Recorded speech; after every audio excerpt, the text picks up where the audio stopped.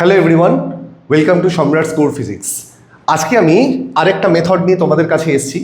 Generally এই ধরনের যখন ইকুয়েশন থাকে তখন স্টুডেন্টদের কাছে হঠাৎ করে একটা ভয়ের মতো ব্যাপার কাজ করে, কারণ তারা ভাবে এই ধরনের ইকুয়েশনকে কীভাবে সলভ করবে ডাইমেনশনের ক্ষেত্রে।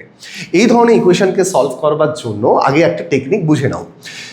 তিনটে জিনিস মনে রাখবে। একটা হচ্ছে যে আমাদের এক্সপোনেনশিয়াল ফাংশন, দুই হচ্ছে লগারিদমিক ফাংশন, আর তিন হচ্ছে ট্রাইগোনোমেট্রিক ফাংশন, মানে হচ্ছে সাইন, কস বা ট্যান যেগুলো থাকে।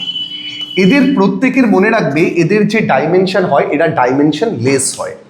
ডাইমেনশন লেস কথাটার মানে হচ্ছে ডাইমেনশন ওয়ান। মানে ধরে নাও এল বাই এল আছে, তাহলে এটা যদি এল বাই এল কেটে যায় এটা ওয়ান হয়, তার মানে ডাইমেনশন লেস কথাটার মানে হচ্ছে ডাইমেনশন ওয়ান হবে।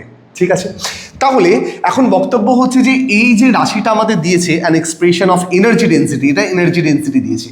এনার্জি ডেন্সিটি মানে হচ্ছে যে আমাদের শক্তি ঘনত্ব বোঝায়। আচ্ছা, এই শক্তি ঘনত্ব ইউ মানে আগে কি বলে দিই। শক্তি ঘনত্ব বা এনার্জি ডেন্সিটি মানে বোঝাচ্ছে যে শক্তি প্রতি একক আয়তনে, মানে পার ইউনিট ভলিউমে এনার্জি, পার ইউনিট ভলিউমে এনার্জি। তাহলে এনার্জি ডেন্সিটি মানে বোঝাচ্ছে পার ইউনিট ভলিউমে এনার্জি।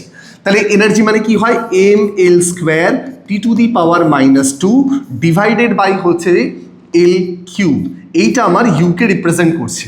তাহলে এটা যদি আমরা ক্যান্সেল আউট করি তাহলে M L to the power -1 T to the power -2, তাহলে এটা হচ্ছে ইউ বোঝাচ্ছে। এবার তুমি দেখতে পাচ্ছ সাইনের এই পার্টটা যেটা, সেইটা আলফা এক্স বাই কেটি আছে। এখানে আলফা এক্স বাই কেটির মধ্যে এই যে আলফা এক্স বাই কেটি, এটা তাহলে ডাইমেনশন লেস বা এ হচ্ছে মাত্রাহীন। তাহলে আলফা এক্স বাই কেটি যেটা, সেটা ইকুয়ালস টু 1। ওকে, এবার দেখে নিই আমাদেরকে এক্স কি বোঝাচ্ছে, কে কি বোঝাচ্ছে, আর টি কি বোঝাচ্ছে। এখানে এক্স তোমাকে বলেছে ডিসপ্লেসমেন্ট, কে বলেছে বোল্টজম্যান কনস্ট্যান্ট, আর টি বলেছে হচ্ছে টেম্পারেচার। একটু ভালো করে শুনে রাখো, যখন হচ্ছে যে বোল্টজম্যান কনস্ট্যান্ট আর টেম্পারেচার দুটো একই সাথে গুণ থাকে, বোল্টজম্যান কনস্ট্যান্ট আর টেম্পারেচার যখন দুটো একই সাথে গুণ থাকে তখন সেটা এনার্জিকে রিপ্রেজেন্ট করে, সেটা এনার্জি বা শক্তিকে রিপ্রেজেন্ট করে। অ্যাকচুয়াল ইকুয়েশন হয় এটা 3/2 kBT। তাহলে এটা যদি আমার এনার্জি রিপ্রেজেন্ট করে তাহলে ডেফিনেটলি এই পুরোটার যে ডাইমেনশন হবে বা মাত্রা হবে সেটা হবে M L square T to the power -2 again.